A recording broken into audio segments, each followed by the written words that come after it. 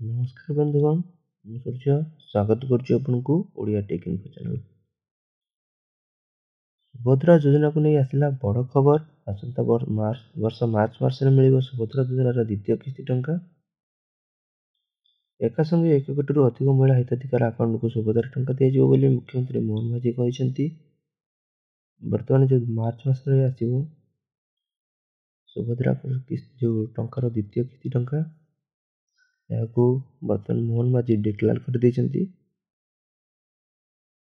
ରାଜ୍ୟ ବିଜେପି ଅଫିସରେ ସୁଶାସନ କାର୍ଯ୍ୟକ୍ରମ ଅବସରରେ ଏହା ଘୋଷଣା କରିଛନ୍ତି ମୁଖ୍ୟମନ୍ତ୍ରୀ। ଏଥିସହ ପ୍ରଥମ କିସ୍ତିର ଚତୁର୍ଥ ପର୍ଯ୍ୟାୟ ଟଙ୍କା ଜାନୁଆରୀ ମାସରେ ମିଳିବ ବୋଲି 20 ଲକ୍ଷରୁ ଅଧିକ ମହିଳା ଏହି ପର୍ଯ୍ୟାୟରେ ଟଙ୍କା ପାଇବେ।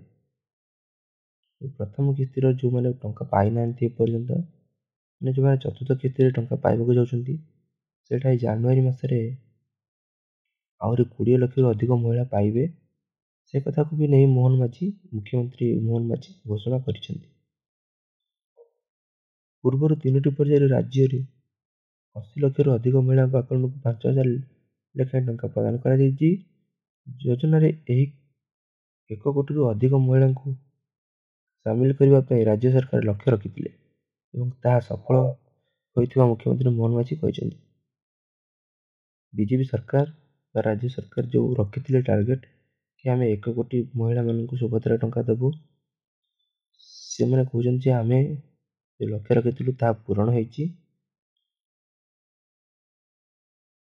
ଜାନୁଆରୀ ସୁଦ୍ଧା କୋଟିଏ ମହିଳାଙ୍କୁ ମିଳିବ ପ୍ରଥମ କିସ୍ତି ସହାୟତା। ଏହାପରେ ମାର୍ଚ୍ଚରେ ମିଳିବ ସୁଭଦ୍ରା ଯୋଜନାର ଦ୍ୱିତୀୟ କିସ୍ତି। ଏଥିରେ ମଧ୍ୟ ଗୋଟିଏ ହିତାଧିକାରୀ ପାଇବେ ଦ୍ୱିତୀୟ କିସ୍ତି ଟଙ୍କା। ଏକାକାଳୀନ କୋଟିଏ ହିତାଧିକାରୀଙ୍କ ଖାତାକୁ ଯିବ ଟଙ୍କା। ସୁଶାସନ ଦିବସ କାର୍ଯ୍ୟକ୍ରମରେ ସୂଚନା ଦେଇଛନ୍ତି ମୁଖ୍ୟମନ୍ତ୍ରୀ ମୋହନ ମାଝୀ।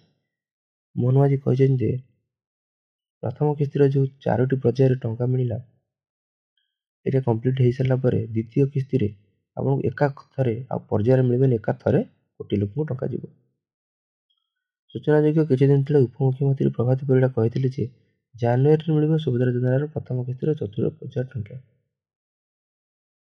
ତାପରେ ଉପମୁଖ୍ୟମନ୍ତ୍ରୀ ପ୍ରଭାତ ପରିଡ଼ା ସେ ବି କହିଥିଲେ କି ଯେଉଁ ଡିସେମ୍ବର 25ରେ ମିଳିବାର ଥିଲା ସୁଭଦ୍ରା ଯୋଜନାର ପ୍ରଥମ କିସ୍ତିର ଚତୁର୍ଥ ପର୍ଯ୍ୟାୟ ଟଙ୍କା, ସେଇଟା ବର୍ତ୍ତମାନ ପୁଣି ଜାନୁଆରୀରେ ମିଳିବ ବୋଲି, ଯେଉଁଟାକି ମୋହନ ମାଝୀ ବି ଡିକ୍ଲାର କରିଦେଇଛନ୍ତି।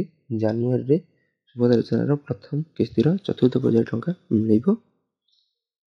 20 ଲକ୍ଷ ମହିଳାଙ୍କୁ ମିଳିସାରିଲା ପରେ ତାପରେ ଦ୍ୱିତୀୟ କିସ୍ତି ଟଙ୍କା ଏକାଥରେ କୋଟିଏ ଲୋକଙ୍କୁ ମିଳିବ। ଏହି ପର୍ଯ୍ୟାୟରେ 20 ଲକ୍ଷରୁ ଅଧିକ ମହିଳାଙ୍କ ଖାତାକୁ ଯିବ ସୁଭଦ୍ରା ଟଙ୍କା। ଭେରିଫିକେସନ ପ୍ରକ୍ରିୟା ଡିସେମ୍ବର 30 ସୁଦ୍ଧା ସରିବାକୁ ଲକ୍ଷ୍ୟ ରଖାଯାଇଥିବା ବେଳେ ଜାନୁଆରୀରେ ସୁଭଦ୍ରା ଟଙ୍କା ଦିଆଯିବ ବୋଲି ପ୍ରଭାତ ପରିଡ଼ା କହିଥିଲେ। ଭେରିଫିକେସନ କମ୍ପ୍ଲିଟ୍ ହେଇଯିବ ଏଇ 30 ତାରିଖ ଭିତରେ। ତାପରେ ଜାନୁଆରୀରେ ଏହି ଟଙ୍କା ପ୍ରଥମ କିସ୍ତିର ଚତୁର୍ଥ ପର୍ଯ୍ୟାୟ ଟଙ୍କା ଦିଆଯିବ। ତାକୁ ନେଇ ଉପମୁଖ୍ୟମନ୍ତ୍ରୀ ପ୍ରଭାତ ପରିଡ଼ା ତାଙ୍କ ମତ ରଖିଥିଲେ। ତାପରେ ଯାହାକୁ ମୋହନ ମାଝୀ ମୁଖ୍ୟମନ୍ତ୍ରୀ ନିଜେ ମଧ୍ୟ ଡିକ୍ଲାର କରିଥିଲେ କି ବର୍ତ୍ତମାନ ସୁଦ୍ଧା 80 ଲକ୍ଷ ମହିଳାମାନେ ସୁଭଦ୍ରା ଟଙ୍କା ପାଇସାରିଲେଣି।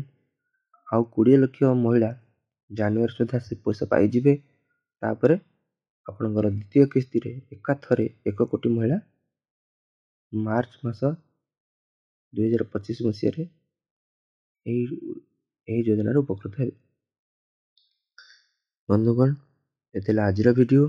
ଯଦି ଆପଣଙ୍କୁ ଭିଡ଼ିଓଟି ଭଲ ଲାଗିଥାଏ ତାହେଲେ ଭିଡ଼ିଓଟିକୁ ନିଶ୍ଚିନ୍ତ ଲାଇକ୍ କରିବେ। ଚ୍ୟାନେଲଟିକୁ ସବସ୍କ୍ରାଇବ୍ କରିନଥିଲେ ଚ୍ୟାନେଲଟିକୁ ସବସ୍କ୍ରାଇବ୍ ମଧ୍ୟ କରିଦେବେ। ପୁଣି ଦେଖା ହେବ ଆଉ ଗୋଟେ ଭିଡ଼ିଓରେ। ନମସ୍କାର, ଜୟ ଜଗନ୍ନାଥ।